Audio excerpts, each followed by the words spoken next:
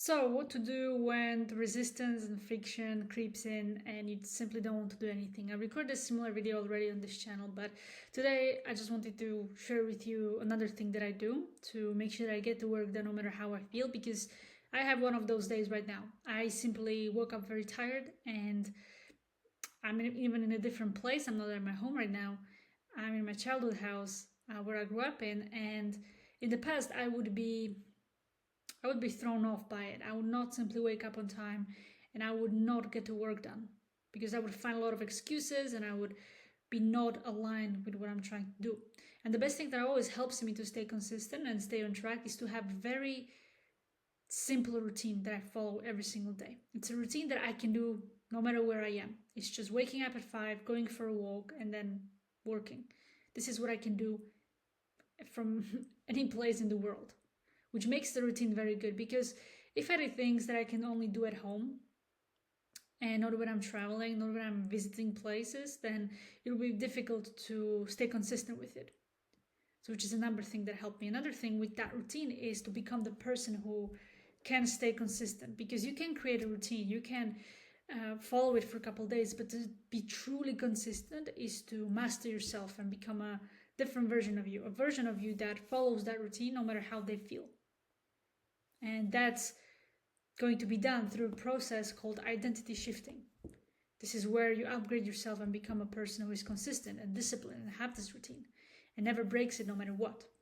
Okay, so these are the two parts of the first thing that I always do. The second thing is that I try to set a minimum KPIs that I have to work on every single day. So I have a certain amount of content I have to do, I have a certain amount of messages that I have to send, and no matter where I am, no matter how I feel, I make sure that I do the minimum. And on those days where I feel better, when I'm more focused, then I can do more. But the minimum is always done no matter what. Even I didn't want to record this video today. I didn't. My YouTube channel, this unfiltered channel, is not getting any views. It's not really doing anything, but I committed to being consistent with it every single day. So I'm here showing up even though I didn't feel like it.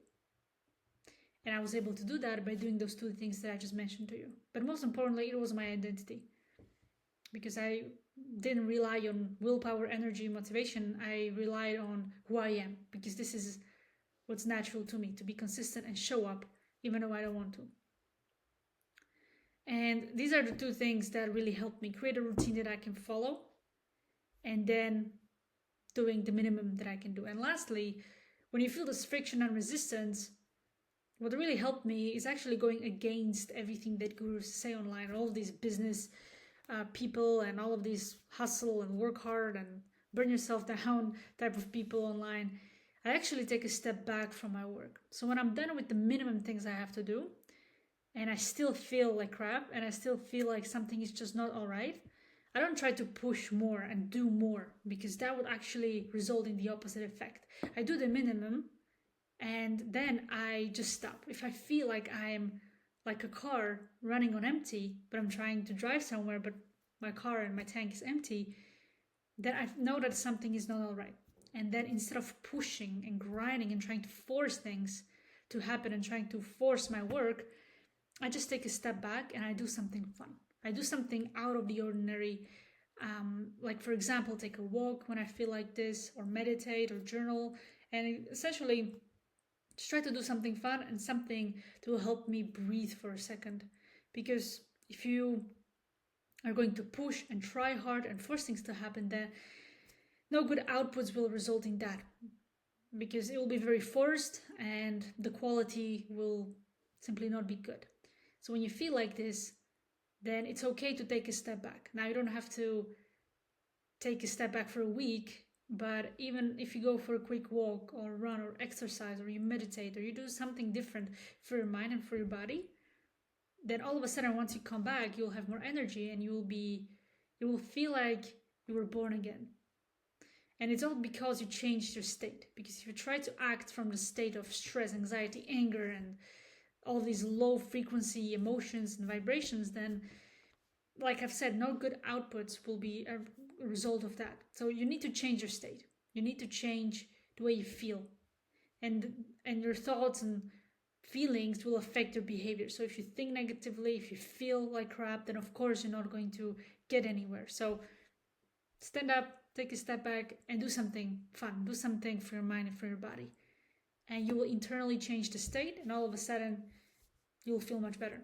And you'll be able to continue to do more or just relax. It's okay to relax from time to time, all right? You're not a machine, you're a human being. And if you can learn to have a routine, stay consistent with that routine, and do the work that needs to be done, then you should not feel guilty.